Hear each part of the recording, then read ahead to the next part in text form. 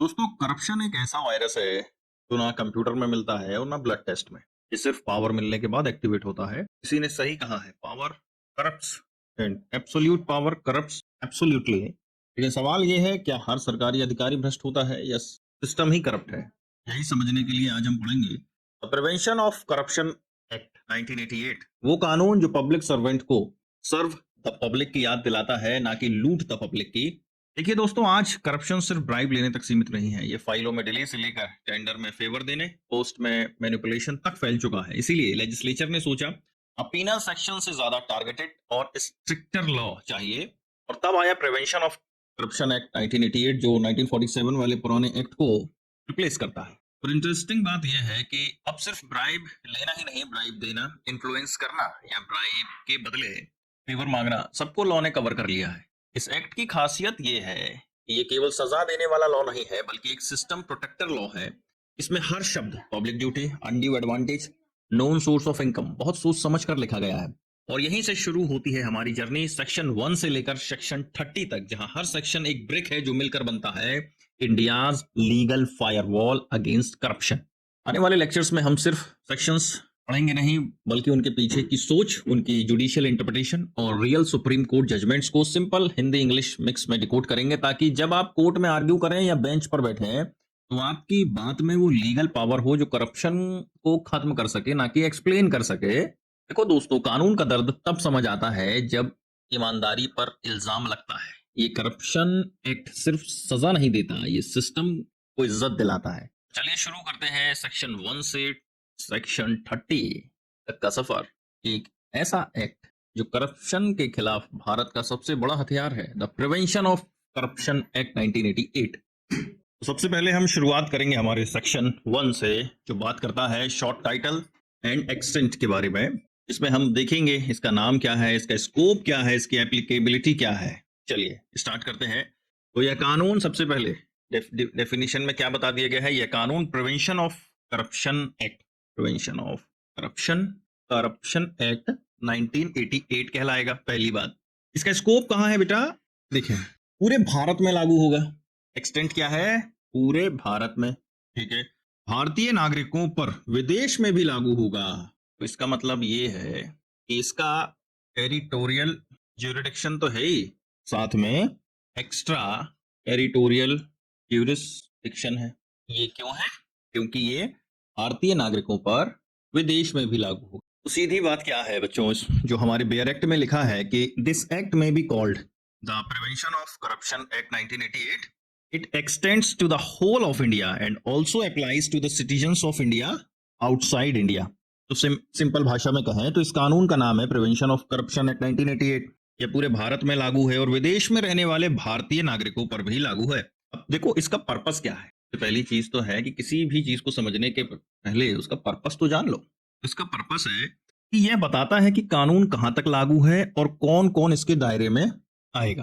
देखो, सीधी बात यह है कि ये क्या बता रहा है कि ये जो लॉ है ये कहां तक लागू होगा और कौन कौन इसके दायरे में आएगा। अब आप समझो कि पहले अलग अलग लॉ थे, जैसे प्रिवेंशन ऑफ करप्शन एक्ट 1947 और आईपीसी की धारा 161 से लेकर 165 तक।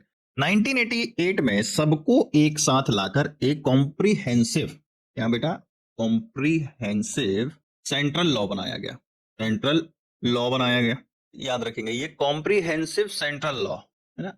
इसके अंदर पहले क्या था?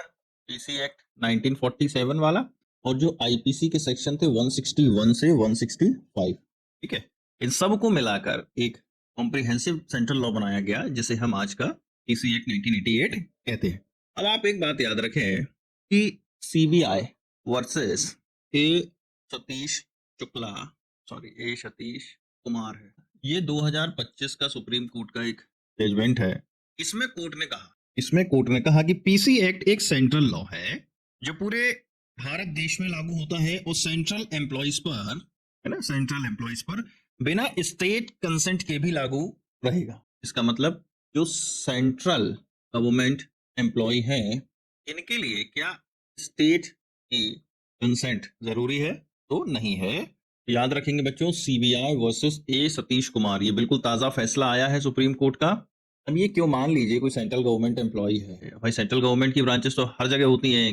अब मान लीजिए किसी स्टेट में है, तो क्या उस पर मुकदमा दायर करने के लिए उस राज्य की सरकार की अनुमति चाहिए होगी? तो जरूरी नहीं है। सेंट्रल गवर्नमेंट एम्प्लॉयज के लिए स्टेट की कंसेंट जरूरी नहीं है, मतलब बिना स्टेट की कंसेंट के भी मुकदमा चलाया जा सकता है। तो हम इसकी क्विक समरी क्या बना सकते हैं? पहली बात तो यह है कि होल इंडिया पर लागू होता है, प्लस ना citizens of India outside India हो गया पहला। दूसरा कॉम्प्रिहेंसिव सेंट्रल लॉ है ना? पुराने सब, अब कॉम्प्रिहेंसिव सेंट्रल लॉ है तो इसका मतलब क्या होता है कि पुराने सभी लॉज को रिप्लेस कर दिया है ना, रिप्लेसेस ऑल ओल्ड लॉज, ठीक है। और चौथी बात सीधी निकल के आती है कि जो सीबीआई है वो इन्वेस्टिगेट कर सकती है नेशन वाइड, पूरे भारत में किसी का भी काम डाल सकती है, ऐसे याद रखो। चलिए अब हम चलते हैं हमारे सेक्शन नंबर 2 पर, जो बात करता है डेफिनेशंस के बारे में। इसमें सभी डेफिनेशंस बताई गई हैं। तो हमारे लिए मेन जो डेफिनेशंस होंगी हम उनको कवर करेंगे, क्योंकि देखिए आप अगर एडीपीओ बनेंगे तो मेन आपका काम क्या है? सरकार की तरफ से ट्रायल लड़ना। मेन आपको वो चीजें आनी चाहिए जो एक मुकदमे को चलाने के लिए एक वकील के तौर पर जरूरी है। तो हम उन्हीं चीजों को टारगेट करेंगे, बिल्कुल। चलो सबसे पहले यहाँ पर हम देखेंगे पब्लिक सर्वेंट, पब्लिक ड्यूटी। तो सबसे पहले पब्लिक सर्वेंट कौन होता है? पब्लिक सर्वेंट वो होता है हु परफॉर्म्स पब्लिक ड्यूटी। तो आप बोलोगे अरे बाप रे बाप, ये क्या बोल गए। तो अब बात आती है कि पब्लिक ड्यूटी क्या होती है गुरु? पब्लिक ड्यूटी वो होती है जो जनता के हित से जुड़ी हो। वो पब्लिक ड्यूटी भाई जनता के हित से जुड़ा कोई भी काम करने वाला पब्लिक सर्वेंट कहलाएगा, ठीक है। और क्या? अनड्यू एडवांटेज, समझो अनड्यू एडवांटेज क्या कहलाता है? अनड्यू एडवांटेज एनी, क्या any illegal benefit and bribe, क्या कहलाएगा? Undue advantage. देखो ये जो डेफिनेशन क्लॉज होता है ये बहुत वाइड होता है ना। इसमें सिर्फ और सिर्फ ये जो गवर्नमेंट एम्प्लॉइज तक सीमित नहीं है ये, ठीक है। चलो सबसे पहले समझ लो आप पब्लिक ड्यूटी। चलो देखो पब्लिक ड्यूटी देखें। Public duty means a duty, public duty means a duty in discharge of which the state the public और the community has an interest. मतलब पब्लिक ड्यूटी इसका मतलब है इसमें इंटरेस्ट हो किसका? स्टेट, पब्लिक और कम्युनिटी। और पब्लिक सर्वेंट को सीधा समझो क्या है? Any person who performs public duty. ये हो गया, यहां से आपको क्लियर हो गया ना। जो जनता के हित में कोई कार्य करता है तो वह पब्लिक सर्वेंट कहलाता है।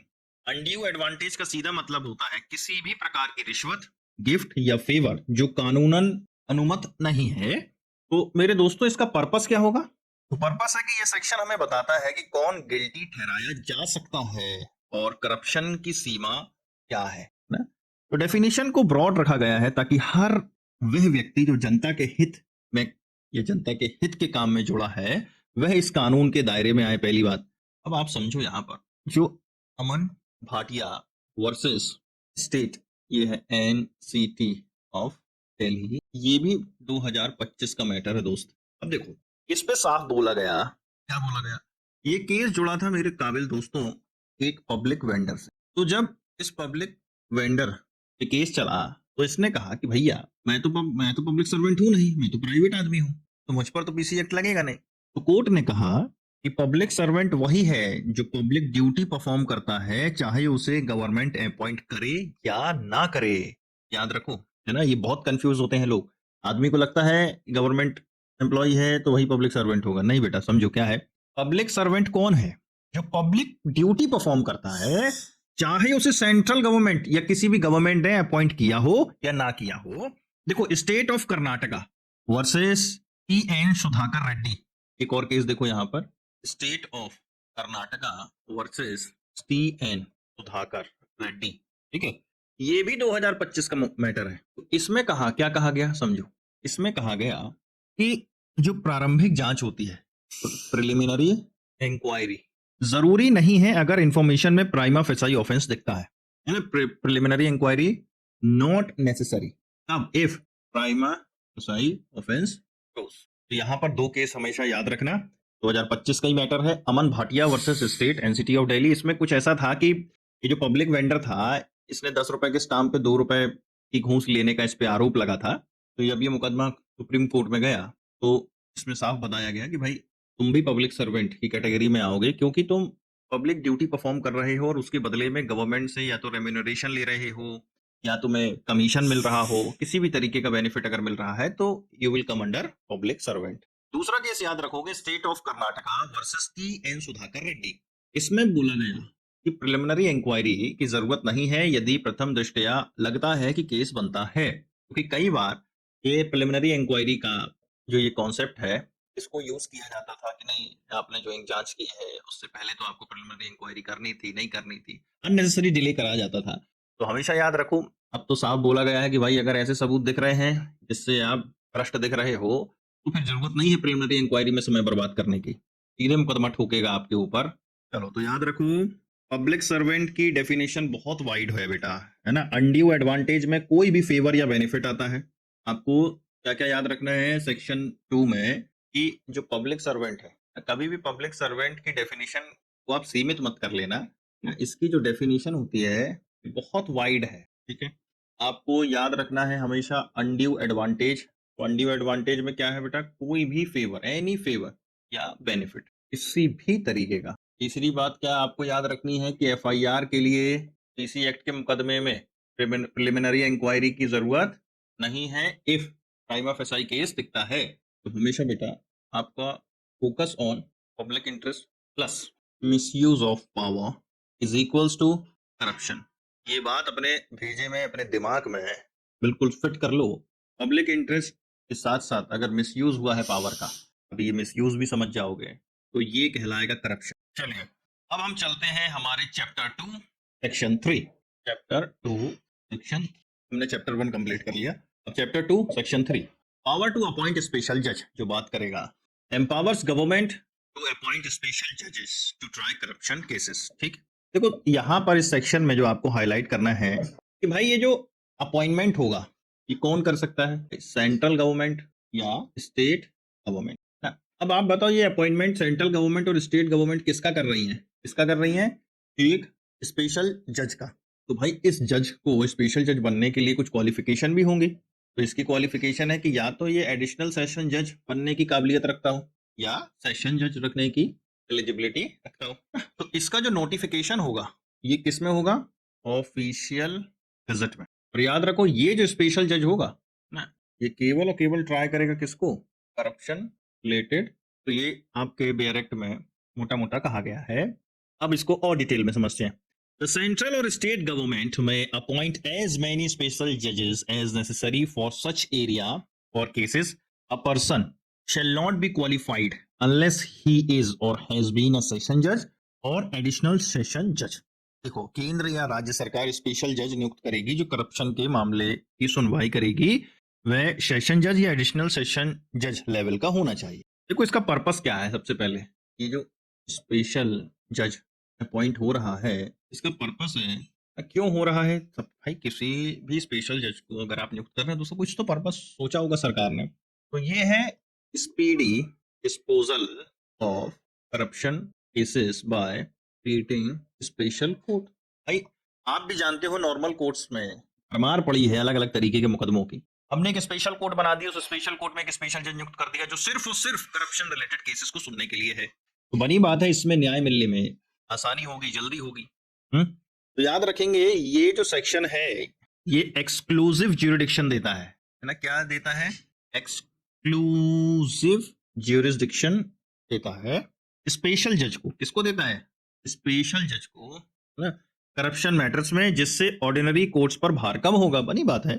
चलिए हम क्या सीख सकते हैं, स्पेशल जज specially appointed for the corruption related cases, session जज की क्वालिफिकेशन होनी चाहिए, सेंट्रल या स्टेट गवर्नमेंट अपॉइंट करती है ना। स्पेशल जज अपॉइंटमेंट बाइफर्केशन के बाद भी वैलिड रहता है। देखो क्या है, CBI versus A Satish Kumar 2025 का मैटर है। तो इसमें कहा गया सुप्रीम कोर्ट ने कि चूंकि जो पीसी एक्ट है वो एक सेंट्रल लॉ है, क्या है, सेंट्रल लॉ है। तो याद रखो, तो बाइफर्केशन तब बटना के बाद भी जो मान लो पहले अपॉइंटमेंट हो गई हो किसी स्पेशल जज की, तो इसका मतलब ये नहीं है कि वो अब अनवैलिड हो जाएगी, ठीक है ना। तो वो क्या रहेगी, वैलिड ही रहेगी। चलिए अब हम चलते हैं चैप्टर 2 में सेक्शन 4 पर, ठीक है ना। चलो अभी तक हमने समझ लिया, क्या क्या समझ लिया भाई, सेक्शन 1 में हमने समझ लिया कि इसको क्या कहेंगे, ये कहाँ कहाँ लागू होगा। सेक्शन 2 में हमने देख लिया कि भाई इसको बनाया किस लिए है, भाई public duty, public servant, undue advantages को समझ लिया। सेक्शन 3 में हमने समझ लिया कि इन केसेस को ट्राई करने के लिए स्पेशल कोर्ट बनेगी, स्पेशल कोर्ट के लिए स्पेशल जज बनेगा। अब हम समझते हैं कि भाई केसेस ट्राइबल बाय स्पेशल जज, भाई कौन से केसेस, कैसे केसेस, है ना। तो चलो सबसे पहले इसमें कुछ पॉइंट्स हैं, उसको समझ लो। केवल सीधी बात है कि ओनली स्पेशल जज ट्राई करेगा। ट्राई करने का मतलब बेटा वही ट्रायल। कौन से cases? Corruption cases, corruption cases. दूसरी बात, ये जो ट्रायल होगा, ये ट्रायल कैसा होता है? Day to day. अब बिल्कुल सही बात है, देखो डे टू डे क्यों होगा? अब हमने तुम्हारे ऊपर, मतलब इस स्पेशल जज के ऊपर कोई दूसरे केसेस का तो भार दिया नहीं है, सिर्फ और सिर्फ करप्शन के केसेस है, तो भैया इनको जल्दी निपटाने के लिए डे टू डे ट्रायल तो चाहिए ना। 2 साल में ना, एक्ट तो ये चाहता है कि 2 साल में आइडियली ये केस है वो क्या हो, खत्म हो जाए। लेकिन ऐसा होता कहाँ है गुरु, है ना। तो अब नहीं होता है तो डिले हो जाएगा, इसका मतलब। तो डिले के लिए जो है रीजन जरूरी है। तो मोटा मोटा इस सेक्शन में यही सब लिखा है। अब मैं आपको समझाता हूं भाई बेयर एक्ट की भाषा से। All offences under section 3 shall be tried by a special judges only. Trial shall be held as far as practicable on day-to-day basis and concluded within 2 years. तो सिंप्लीफाइड तरीके से ये स्पेशल जज ही क्या करेगा? ट्राई करेगा किसे? करप्शन केसेस को। ठीक है भाई, इतना समझ गए हम। मुकदमों को डे टू डे चलाओ, ठीक है, ये भी समझ गए। 2 साल के अंदर खत्म करो। करप्शन ट्रायल को डिले से बचाना और अकाउंटेबिलिटी बनाना। तो ये क्या है बेटा? ये है इसका पर्पस। भाई हर सेक्शन का कुछ तो पर्पस होगा। अगर किसी सेक्शन को डाला है इस एक्ट में तो बनाने वालों के दिमाग में कुछ तो चल रहा होगा। तो क्या है पर्पस? 2 ही हो सकते हैं, डिले से बचना और अकाउंटेबिलिटी बनाना। देखो अगर ट्रायल 2 साल में से ज्यादा चले तो जज को बकायदा वैलिड रीजन देना होगा, रीजनेबल ग्राउंड बताना होगा कि 2 साल में क्यों नहीं निपटा पाए। ये इंश्योर करता है कि करप्शन केसेस प्रायोरिटी पर निपटे हैं। अब आप सोचो, यहाँ पर एक केस है state of Punjab versus Harikesh. ये भी 2025 का मुकदमा है गुरु, ठीक है ना। इस पे क्या बोला है? देखो करप्शन या पीसी एक्ट के केसेस में एक शब्द बहुत यूज होता है, वो है सैंक्शन। तो भैया कोर्ट ने कहा, क्या कहा कि अगर सैंक्शन में कोई एरर है, और ये एरर कैसी है? छोटी एरर है, माइन्यूट एरर है ना, तो ये ग्राउंड नहीं बनेगी इस चीज के लिए ट्रायल को रोकने का। कोर्ट ने सोचा कि स्पीड एंड जस्टिस, इन दोनों का बैलेंस बहुत जरूरी है न्याय के लिए। तो हम इस पर सीधा जो कंक्लूड कर सकते हैं कि अगर टेक्निकल डिफेक्ट है किसमें? सैंक्शन का मतलब बेटा अनुमति, है ना, प्रॉपर अथॉरिटी से किसी को भी प्रोसिक्यूट करने के लिए। तो टेक्निकल डिफेक्ट है अगर सैंक्शन में, तो ये आधार नहीं बनेगा कि आप क्वाश कराएं ट्रायल को। ट्रायल तो चलेगा। चलिए अब हम बढ़ते हैं हमारे अगले सेक्शन की ओर, जो बात करता है procedure and power of special जज। तो स्पेशल जज में take cognizance and follow warrant trial procedure. यहाँ 2 चीजें जरूरी क्या है? ये कॉग्निजेंस डायरेक्ट लेगा। देखो बेटा आपको मालूम होगा कि एक सेशन जज जो होता है वो कभी भी डायरेक्ट कॉग्निजेंस नहीं लेता, केसेस उसके पास कमिट होकर जाते हैं, है ना। तो और यहाँ पर लिखा है कि स्पेशल जज में टेक कॉग्निजेंस, कमिटल की बात कहीं नहीं है, and follow warrant trial procedure. कौन सा ट्रायल प्रोसीजर लगाएगा? Warrant trial procedure. चलो अब इसको समझो। सीधी बात यह है कि स्पेशल जज क्या करेगा? डायरेक्ट कॉग्निजेंस लेगा, ठीक है। कौन सा प्रोसीजर अपनाएगा? वारंट ट्रायल का प्रोसीजर अपनाएगा। और क्या लिखा था इसमें? देखो पहले मैं आपको उस सेक्शन का मोटा मोटा बता देता हूं, फिर मैं सेक्शन को पढ़ता हूं, है ना। तो डायरेक्ट कॉग्निजेंस ले सकता है कौन सा? तो अगर पूछा जाए कि पीसी एक्ट का जज कौन सा प्रोसीजर फॉलो करता है, तो वारंट ट्रायल का प्रोसीजर फॉलो करेगा। तो तीसरी चीज ये है कि क्या ये जो स्पेशल जज होता है ये पार्डन दे सकता है?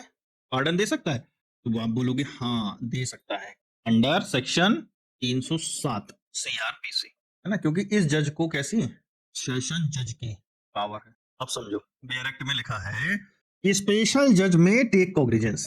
क्या लिखा है? स्पेशल जज में take cognizance of offence without committal, ठीक है ना। तो डायरेक्ट कॉग्निजेंस विदाउट कमिटल, ठीक है। ही में टेंडर पार्डन, क्या दे सकता है? टेंडर पार्डन मतलब क्षमादान। Code of criminal procedure applies unless inconsistent, ये जो हमने अभी समझा। तो सीधी बात क्या है? स्पेशल जज खुद से केस शुरू कर सकता है। भाई को डायरेक्ट कॉग्निजेंस लेने का मतलब है, देखो कॉग्निजेंस का मतलब है एप्लीकेशन ऑफ माइंड, ऐसे समझो। तो स्पेशल जज डायरेक्ट कॉग्निजेंस ले सकता है, मतलब खुद से अपना दिमाग लगा के केस को शुरू कर दिया उसने। इसमें मजिस्ट्रेट की कमिटल की जरूरत नहीं है। वारंट केसेस का जो प्रोसीजर है वो फॉलो किया जाएगा। जज जरूरत पड़ने पर किसी आरोपी को माफी देकर गवाह बना सकता है। मान लो कोई 2 या 2 से ज्यादा एक्यूज थे, उनमें से एक मान जाए कि हाँ हाँ हाँ मैं गवाही देने के लिए तैयार हूँ, तो ऐसे केसेस में किसी भी आरोपी को माफी देकर उसको गवाह बना सकता है। देखो पर्पस क्या है, हमेशा दिमाग में आप ये लाया करो कि किसी भी बात का पर्पस, उद्देश्य होता क्या है, ऑब्जेक्टिव मोटिव क्या है। तो सीधी बात इसका क्या है कि जो ये प्रोसीजर हो करप्शन केसेस को ट्राई करने का, ये इजी, सिंपल एंड फास्ट। और समझो जो स्पेशल जज होता है इसके पास 2 पावर होते हैं बेटा, प्रोसीजर मजिस्ट्रेट के और अथॉरिटी सेशन कोर्ट जैसी। प्रोसीजर चलाने का पावर मजिस्ट्रेट जैसा और अथॉरिटी कैसी है, सेशन। उम्मीद है बच्चों ये सेक्शन आपको समझ में। अब हम बढ़ते हैं हमारे अगले सेक्शन जो बात करेगा सेक्शन 6 के बारे में। ये बोलता है पावर टू ट्राई समरली, मतलब allow summary trial for minor corruption cases. क्या बात है, देखो जो स्पेशल जज होगा वो कुछ मामलों की समरी ट्रायल कर सकता है। ये पावर तब लागू होती है जब ऑफेंसेस एसेंशियल कमोडिटीज एक्ट के ऑर्डर से जुड़ा हो।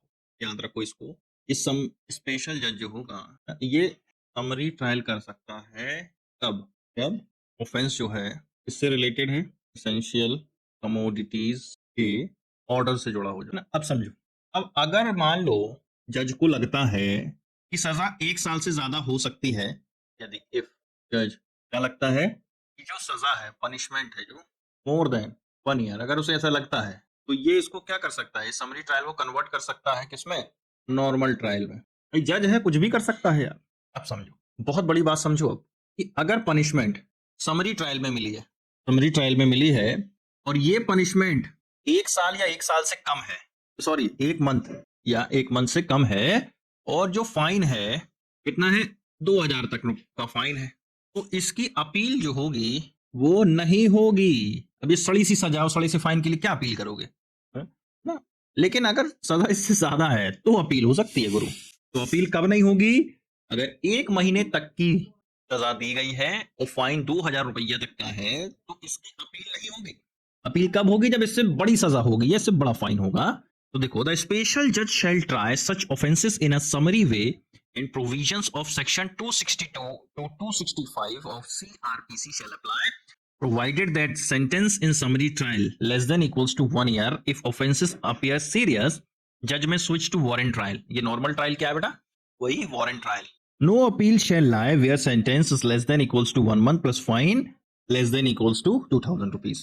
देखो, अगर कोई सरकारी अधिकारी करप्शन से जुड़ा छोटा ऑफेंस करता है तो सेशन जज उसे समरी ट्रायल के जरिए जल्दी निपटा सकता है। लेकिन अगर केस गंभीर लगता है तो जो जज होगा उसे नॉर्मल ट्रायल में बदल सकता है, मतलब वारंट ट्रायल में बदल सकता है। तो सीधी बात क्या है, देखो बेटा, पर्पस इतना सा है कि जो माइनर करप्शन केसेस होते हैं इनको जल्दी डिस्पोज करना, काहे को लंबा खींचना, है ना, और न्याय प्रक्रिया में तेजी लाना, जो हमारी जुडिशरी वैसे ही बदनाम है ना। देखो, समरी ट्रायल का मतलब है कम फॉर्मेलिटीज होंगी, शॉर्ट रिकॉर्ड होंगे, छोटे रिकॉर्ड होंगे और तेजी से फैसला आएगा। लेकिन यह केवल छोटे ऑफेंसेस के लिए है ताकि जो ट्राइवियल मैटर्स हैं उनमें लंबी सुनवाई ना हो। देखो, कोर्ट ने बार बार कहा है कि समरी ट्रायल स्पीडी जस्टिस के लिए है, पर जस्टिस कॉम्प्रोमाइज नहीं हो सकता इस पर, है ना। It is for speedy justice.